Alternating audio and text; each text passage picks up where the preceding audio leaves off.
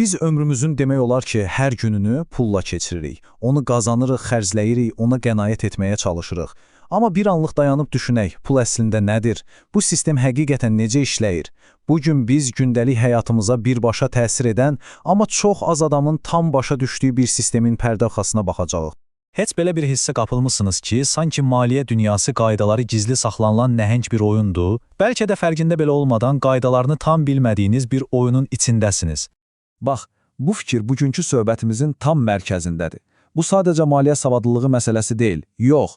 Məsələ ondadır ki, sistem elə qurulub ki, bəziləri qaydaları yazır, qalan hamı isə sadəcə onlara əməl edir. Gəlin o gizli saxlanılan qaydaları anlamağa başlayaq. Yaxşı.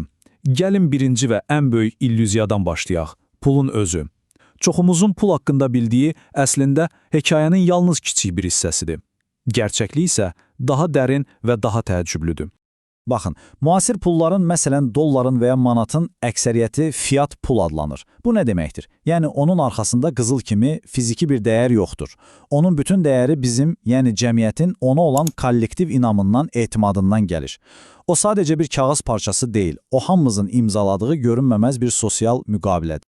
Deməli, məsələnin kökü budur. Cibinizdəki pul və ya bank hesabınızdakı rəqəmlər əslində sərvətin özü deyil. O, sadəcə sərvətə çatmaq üçün bir iddiadır, bir vəddir. Əgər sabah hamı bu vədə inanmaqdan imtina etsə, o kağız parçasının və ya rəqəmlərin heç bir dəyəri qalmaz. Bu da göstərir ki, sistem nə qədər kövrək bir inam üzərində qurulub. Və indi gəlin sistemin əsl mühərrikinə baxaq. Hazır olun. Çünki bankların pulu əslində necə yaratdığını anladığınız an, pul haqqında bütün bildikləriniz alt-üst ola bilər. Və bir ipucu verin. Pul o nəhəng seyflərdə saxlanılmır. Bütün sistem fraksional ehtiyat bankçılığı deyilən bir mexanizm üzərində işləyir. Adı biraz mürəkkəb səslənə bilər, amma ideya aslında çox sadədir. Banklar sizin qoyduğunuz depozitlərin hamısını özündə saxlamır. Qanun onlara icazə verir ki, pulların çox böyük bir hissəsini başqalarına kredit versinlər və bunu edərək iqtisadiyyatda tamamilə yeni pul yaratsınlar. Proses təxminən belədir. Siz banka 1000 manat pul qoyursunuz.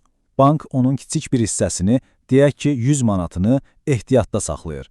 Qalan 900 manatı isə başqa birinə kredit olaraq verir. İndi isə ən heyrətamiz hissəyə gəldik. Sizin 1000 manatınız hələ də hesabınızdadır. İstədiyiniz vaxt çıxara bilərsiniz. Amma eyni zamanda iqtisadiyyatda 900 manatlıq yeni rəqəmsal pul yarandı. Pul, sözün əsl mənasında borc yaradılanda yoxdan var edilir. Bir saniyə dayanın və bu cümləni təkrar düşünün. Banklar hələ mövcud olmayan pulu borc verirlər. Bu, ağla sığmaz səslənir. Bilirəm, amma müasir iqtisadiyyatı hərəkətə gətirən reallıq məhz budur. Yaxşı, əgər pul borc vasitəsilə yaranırsa, bunun nəticəsi nədir? Nəticə odur ki, sistemin sağ qalması üçün davamlı olaraq yeni borclar yaradılmalıdır. Yəni, borc sadəcə sistemin bir yan məhsulu deyil, yox. Borc bu mühərriki işlədən yanacaqdır. Əgər insanlar borc almağı dayandırsa, pul yaranması da dayanar və bütün sistem çökər. Və bu da bizi sistemin mərkəzi paradoksuna getirib çıxarır. Gəlin düşünək. Təsəvvür edin ki, bütün iqtisadiyyatda cəmi 1 milyon dollar pul var və bu da bankın yaratdığı bir kreditdir. Bank isə ilin sonunda faizlə birlikdə 1 milyon 50 min dollar geri istəyir. O əlavə 50 min dollar haradan gələcək? Axı o pul heç vaxt yaradılmayıb. Cavab həm sadədir, həm də biraz narahat edici. O əlavə 50 min dolları ödəmək üçün kiminsə daha çox kredit, yəni daha çox borc alması lazımdır.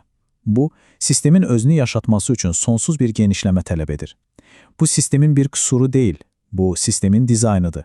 Və bu dediklərimiz quru nəzəriyyə deyil, bu gündəlik reallığımızdır. Məsələn, ABŞ-da orta statistik bir ailənin 154 min dollardan çox borcu var. Bu rəqəm sadəcə statistika deyil, bu milyonlarla insanı sistemə bağlı saxlayan görünməz zəncirlərdir. Bu problem təkcə fərdlərlə bitmir. Problem sistemin ən yuxarı səviyyələrinə qədər gedib çıxır. Hökumətlərin özləri də bu oyunun içindədir. Məsələn, ABŞ-ın dövlət borcu 37 trilyon dolları keçib. Bu, insan ağlının təsəvvür edə bilməyəcəyi bir rəqəmdir və bütün iqtisadiyyatın davamlı bir borc dövriyyəsi üzərində dayandığını sübut edir. Amma sistemin bəlkə də ən dahiyanə tərəfi budur. O, sizi fiziki zəncirlərlə yox, psixoloji tələlərlə idarə edir. Borcla alınan o yeni maşın, o bahalı tətil, bunlar sizi komfort zonasına həbs edir. Çünki ödəniləcək borclarınız varsa, işinizi itirməkdən, qaydalara etiraz etməkdən daha çox qorxursunuz. Bu, rahatlıqla qurulmuş bir tələdir. İndi isə gəldik ən vacib, ən kritik məqama. Borc eyni bir alətdir, amma bu alətdən iki fərqli qrup insan tamamilə fərqli məqsədlər üçün istifadə edir və onlar üçün qaydalar həqiqətən də fərqlidir. Fərqə bir baxın. Çox aydındır, elə deyilmi? İnsanların əksəriyyəti borcu avtomobil, telefon kimi zamanla dəyərini itirən şeylər almaq üçün istifadə edir. Varlılar isə eyni borcu götürüb onlara pul gətirəcək bizneslərə, daşınmaz əmlaka, yəni aktivlərə yatırırlar. Amma ən böyük fərq bu deyil. Ən böyük fərq odur ki, onlar çox vaxt o borca görə ödədikləri faizi vergidən çıxa bilirlər. Yəni sistem onları borc götürdükləri üçün mükafatlandırır. Bax, bütün hekayəni bu bir cümlə yekunlaşdırır. Onlar borcdan istifadə edərək aktivlər, yəni ciblərini dolduran şeylər alırlar. Əksəriyyət isə borcla öhdəliklər, yəni ciblərindən pul çıxaran şeylər alır. İndi sual budur, siz hansı tərəfdə olmaq istəyirsiniz? Yaxşı, bütün bu məlumatlardan sonra bəlkə də özünüzə sual verirsiniz. Bəs mən nə etməliyəm?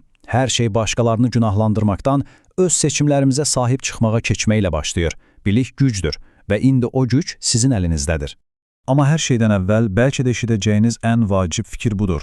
Uduzmaq üçün qurulmuş bir oyunda iştirak etdiyinizə görə özünüzü günahlandırmaqdan imtina edin. Problem sizin şəxsi bacarıqsızlığınız deyil. Problem qaydaları sizə heç vaxt tam izah edilməyən bir sistemdə oynamağınızdır. Bunu dərk etdiyiniz an gücü geri alırsınız. Sistemdən tamamilə çıxmaq bəlkə də mümkün deyil. Amma oyundakı iştirakınızı dəyişə bilərsiniz. Birincisi, sahib olmadığınız sərvəti başqalarına göstərmək təzyiqindən azad olun.